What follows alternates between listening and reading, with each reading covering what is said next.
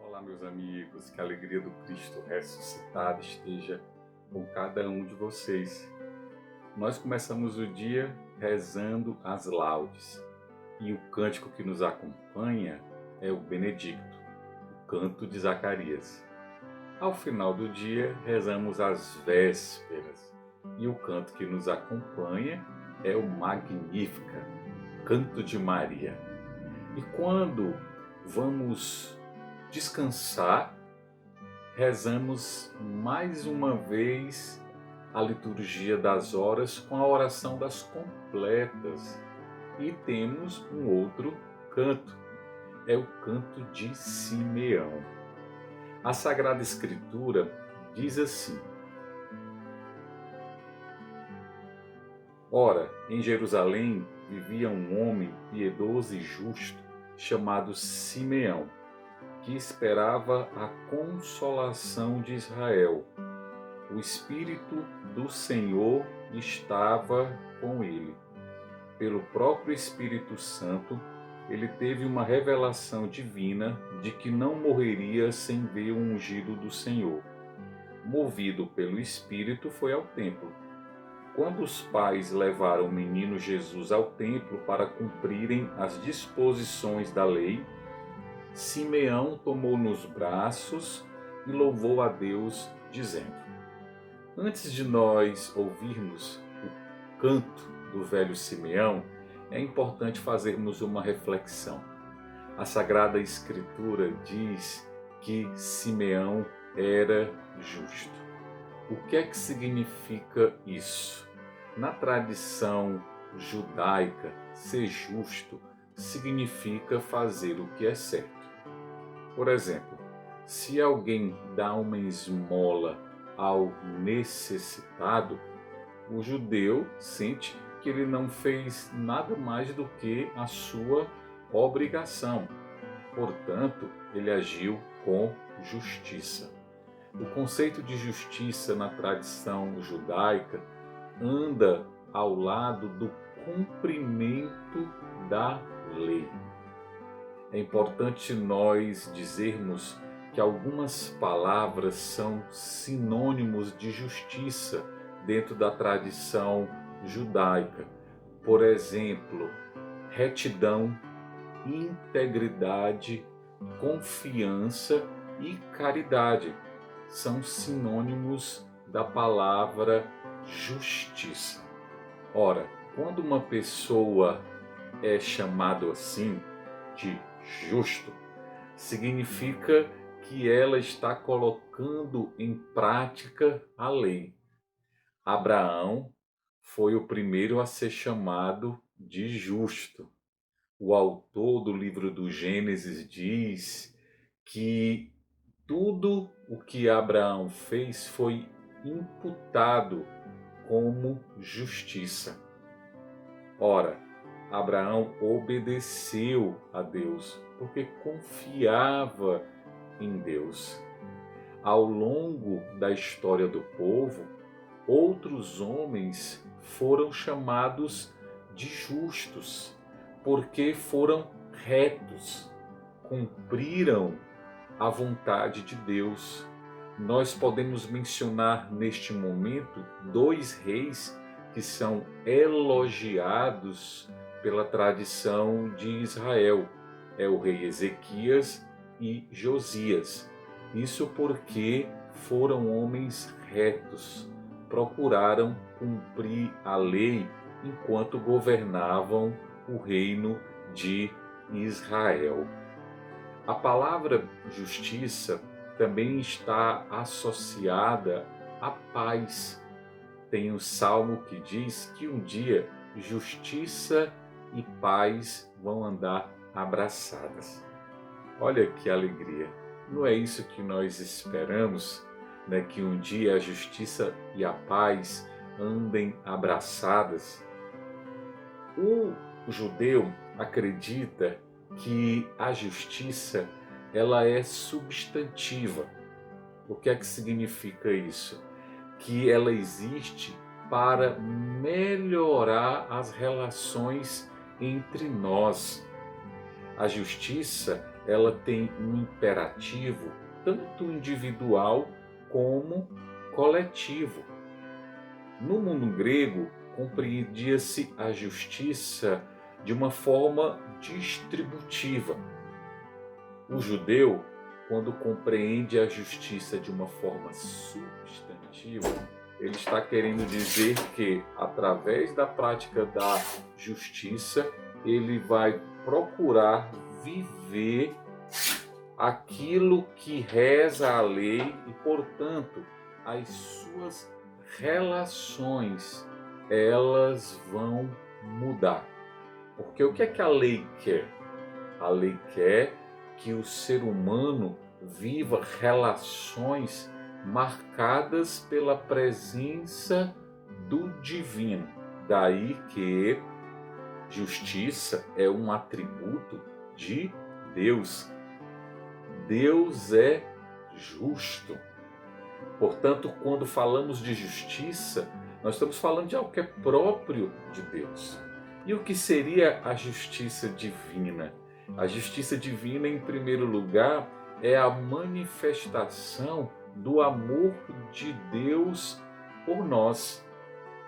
Deus que nos cria, e Ele também é o mesmo Deus que cuida de nós. Dessa forma, Deus exerce a sua justiça. E nós que queremos aprender a sermos justos, olhamos para Deus, colocando em prática as suas leis, para podermos estabelecer relações justas entre nós. Um outro sinônimo de justiça é a verdade. Quando nós falamos a verdade, nós estamos sendo justos. E um dos mandamentos da lei de Deus nos recorda isso constantemente, que nós devemos rejeitar a mentira e falar a verdade. Jesus, ele mesmo, no Evangelho, diz para nós: conhecereis a verdade vos libertará. A verdade abre caminho para as relações justas. E é claro que eu preciso compreender qual a verdade sobre o ser humano, qual a verdade sobre Deus e sobre o mundo. Daí que eu preciso investigar os textos sagrados para compreender qual é essa verdade. Sim, nos textos sagrados nós encontramos a verdade de Deus sobre Ele mesmo, porque Ele se dá a conhecer, Ele se revela, a verdade sobre o homem e sobre o mundo. É importante compreendermos isso para que assim o conceito de justiça se amplie. Ora, quando Simeão é chamado de justo, significa dizer que ele compreendia isso. Ele compreendia que precisava ser amigo da verdade, precisava ser reto, precisava confiar em Deus, precisava caminhar abraçado com a paz. E, por último, deveria colocar em prática a caridade, atendendo aos necessitados. Nesse sentido, o judeu compreende que quando ele dá uma esmola ao necessitado, auxiliando em suas necessidades, ele está reparando um erro. Porque na compreensão que o judeu tem da justiça substantiva, ele percebe que se é negado ao outro, um direito que eu gozo, então eu não posso olhar para o mundo e dizer que tudo anda bem. Então, é importante para nós refletirmos sobre isso. E Jesus, ele disse uma vez: buscai em primeiro lugar o reino de Deus e a sua justiça. E ele nos alerta em um outro lugar: nossa justiça não deve ser como a justiça dos fariseus e dos saduceus. Nesse sentido, é importante compreender que Jesus tem um conceito de justiça um pouco diferente. Jesus associa a justiça à bondade divina, à misericórdia divina. Ele conta inclusive uma parábola, é aquela parábola do dono de uma vinha que vai até uma praça e chama trabalhadores. Então ele chama às 9 da manhã, um grupo de trabalhadores e combina com eles um denário. Ele chama trabalhadores ao meio-dia e combina com eles um denário. E chama trabalhadores às 3 da tarde e combina com eles um denário. E alguém questiona: ora, nós trabalhamos mais, merecíamos receber mais. Essa é uma lógica, do mercado, uma lógica justa. Só que nesta parábola, Jesus quer nos ensinar que a justiça divina está associada à bondade. E Deus, na sua infinita bondade, quer salvar a todos. Por isso que não importa se eu tenho 25 anos, 50 anos de caminhada, ou se aquele que está chegando agora tem apenas um ano, um mês de caminhada. Para Deus, ele é objeto da bondade divina e, portanto, precisa ser cuidado. A justiça para Jesus está associada à salvação, que é direito de todos. Ele veio para salvar todos os homens e o homem todo. Por isso que nesta parábola nós estamos vendo uma outra lógica, que é a lógica da salvação.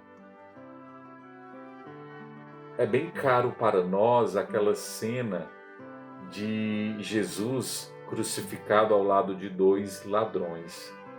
Aquele homem, ele compreendeu melhor do que qualquer outro qual a lógica da justiça no Novo Testamento. Jesus olha para aquele homem e diz: hoje mesmo estarás comigo no paraíso. A salvação alcançou aquele homem no momento derradeiro da sua vida. É importante nós irmos para o canto agora. Simeão diz assim: agora, Senhor, segundo a tua promessa, deixa teu servo em paz, porque meus olhos viram a tua salvação, que preparaste diante de todos os povos, luz para iluminar as nações e glória de Israel, teu povo. Veja que canto bonito, não é? Simeão diz assim: agora, Senhor, segundo a tua promessa, deixa teu servo em paz, porque meus olhos viram a tua salvação. Tanto no canto de Zacarias, no canto de Maria e agora no canto de Simeão, os 3 rezam esta certeza da salvação que chegou.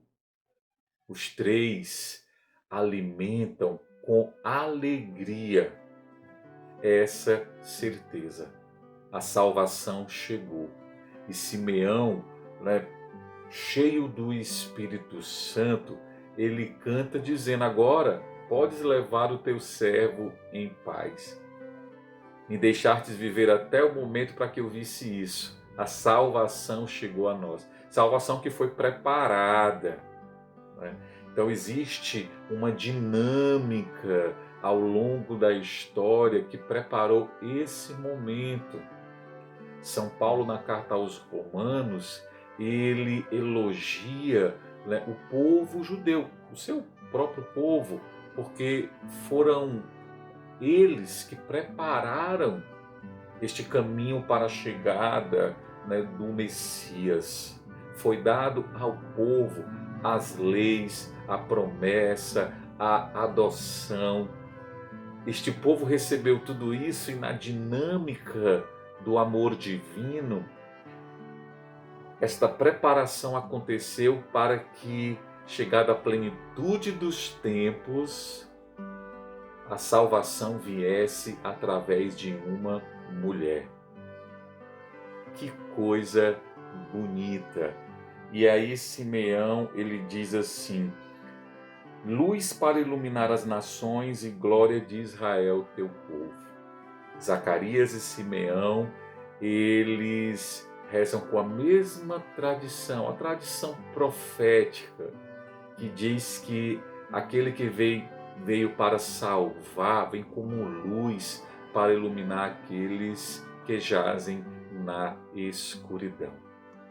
Portanto, meu irmão, rezando com Simeão, nós temos a certeza de que vivemos no tempo em que Deus, através da ação do Espírito Santo, continua querendo nos salvar.